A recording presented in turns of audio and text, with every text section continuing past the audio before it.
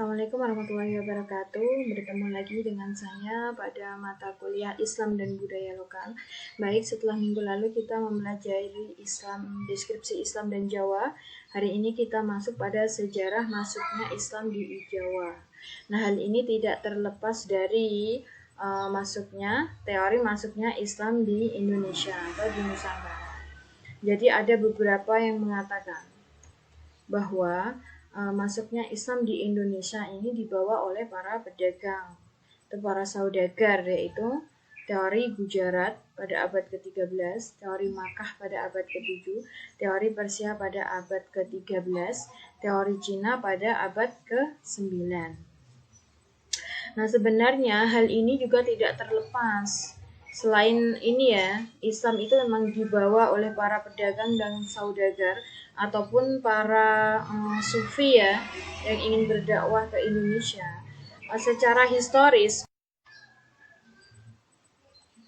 baik ya, jadi secara historis Islam itu selain dibawa atau diislamkan ke Indonesia, secara historis ini orang-orang atau masyarakat Indonesia ini sudah banyak yang menimba ilmu ke Arab misalnya, atau juga banyak juga mereka yang pergi ke luar negeri ya untuk dalam rangka berdagang.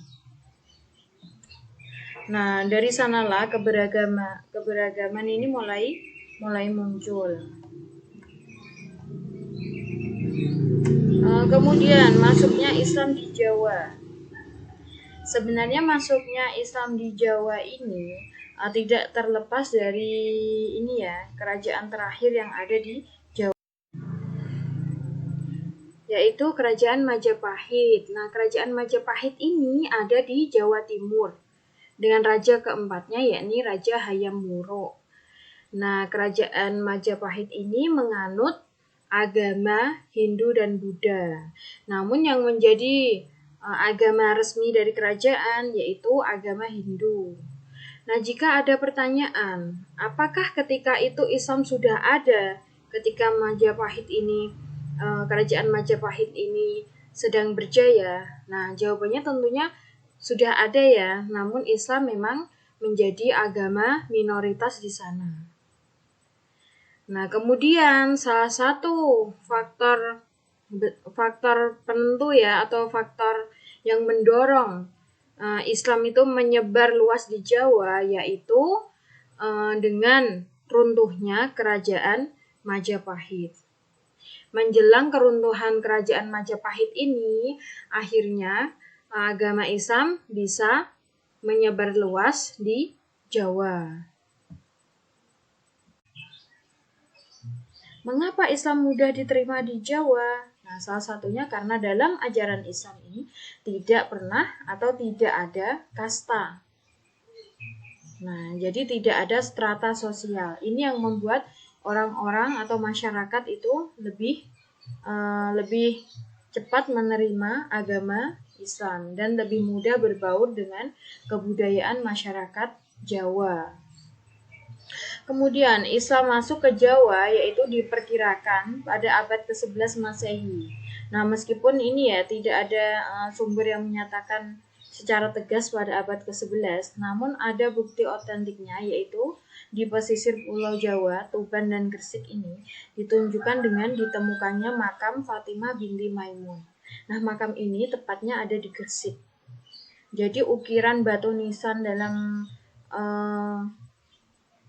makam Fatimah binti Maimun ini sudah berupa tulisan-tulisan Arab atau Islam. Menurut M.C. Rickleff, ada kemungkinan pada masa Kerajaan Majapahit berkuasa, Islam sudah ada di Jawa, hanya saja masih belum berkembang saat itu. Ini artinya Islam masih pada tataran minoritas, belum mayoritas dipeluk oleh orang-orang Jawa. Kemudian masuknya Islam di Jawa. Jadi ini ada beberapa ya saluran masuknya Islam di Jawa. Yang pertama yaitu melalui perdagangan. Jadi para saudagar itu ya, yang tadi dari Cina, dari Mekah ini ya, dari Persia ini datang ke Indonesia khususnya di Pulau Jawa, yaitu di pelabuhan Gresik dan Tuban ya. Ini salah satu jalur strategis. Jadi mereka selain bersinggah ya sekaligus menyebarkan agama. Kemudian melalui perkawinan. Nah, selain ini di pelabuhan hanya bersinggah, mereka juga ada yang menikah dengan pribumi yang ada di Jawa, yaitu di Jawa Timur ya, di Gresik dan Tuban. Karena para saudagar ini ketika berlayar ya, itu tidak membawa istrinya. Jadi mereka menikahi orang-orang pribumi. Kemudian yang ketiga yaitu melalui saluran kebudayaan dan kesenian.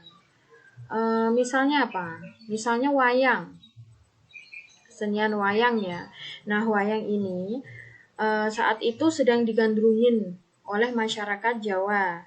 Nah, dan dari situ Sunan Kalijaga berusaha memasukkan unsur-unsur Islam dalam kesenian wayang.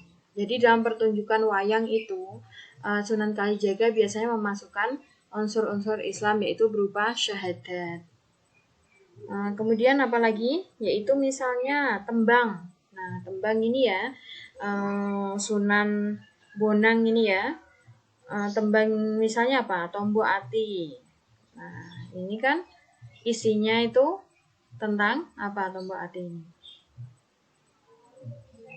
Nah, isinya juga tentang anjuran dan larangan dalam Islam. Misalnya Tombo Ati iku 5 perkarane, yaitu disuruh sholat gitu ya. Nah, ini kan mengislamkan tapi lewat tembang atau lewat kesenian. Misalnya lewat kebudayaan, misalnya bangunan masjidnya. Bangunan masjid ya, keseniannya ya. Nah, ini bisa bangunan masjid itu misalnya Masjid Menara Kudus. Nah, ini masjid kan masjid yang unik ya karena ada menaranya. Jadi ini memasukkan nilai-nilai budaya, bukan hanya Islam saja, karena dimasuki dengan atau dipadukan dengan menara. Kemudian sarana pendidikan. Nah, di sini misalnya ya Sunan Giri itu memiliki pesantren. Nah, dari situ nanti anak-anak itu disuruh masuk ke pesantren, kemudian diajari syariat Islam. Kemudian tasawuf. Nah, iya yang terakhir ini kaitannya dengan tasawuf itu dengan banyaknya sufi-sufi yang masuk ke Indonesia.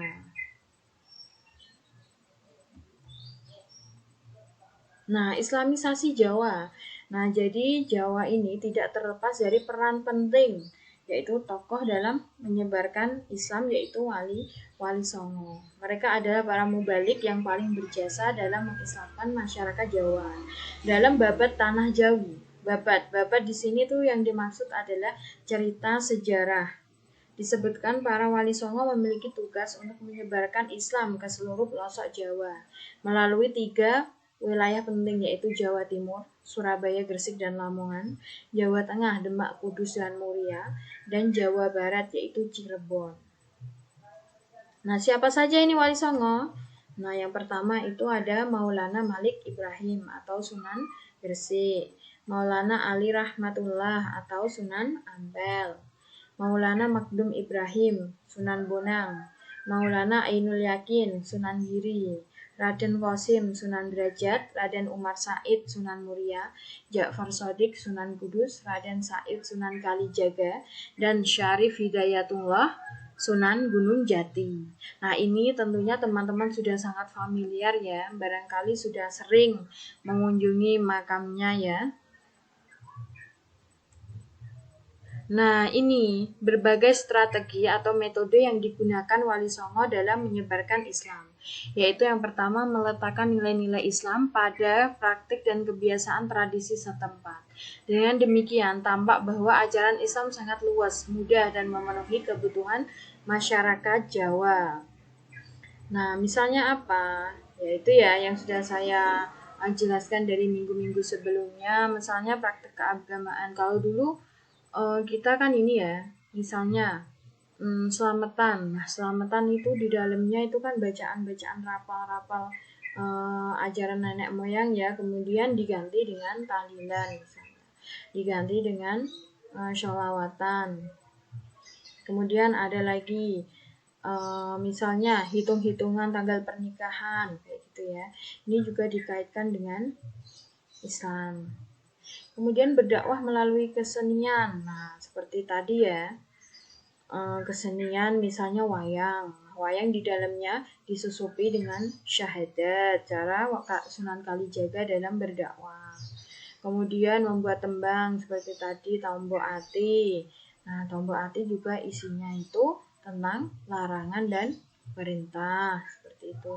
Kemudian didirikannya pesantren-pesantren. Nah, seperti tadi ya, Sunan Giri mendirikan pesantren dalam rangka islamisasi dan kaderisasi Islam. Nah, jadi metode atau strategi yang dipakai oleh Wali Songo dalam menyebarkan Islam di tanah Jawa ini tidak menggunakan kekerasan sedikit pun. Jadi di dalamnya itu berusaha memasukkan atau mendekatkan diri dengan masyarakat setempat. Budayanya itu dirangkul kemudian dimasuki dengan Islam. Jadi tidak serta-merta kemudian menghapus budaya lama atau budaya Jawa dan mengislamkan dengan cara memaksa, itu tidak sama sekali. Jadi di dalamnya ya penuh dengan kehati-hatian, penuh dengan kelembutan, berusaha merangkul masyarakat Jawa. Berusaha merangkul ya, ini bukan memukul. Nah, Wali Songo ini dakwahnya secara persuasif dan akhirnya bagaimana? Berhasil. Buktinya apa? Hari ini kita di tanah Jawa kebanyakan ya memang memeluk agama Islam. Dan Islamnya bagaimana? Ya Islam kejawen itu.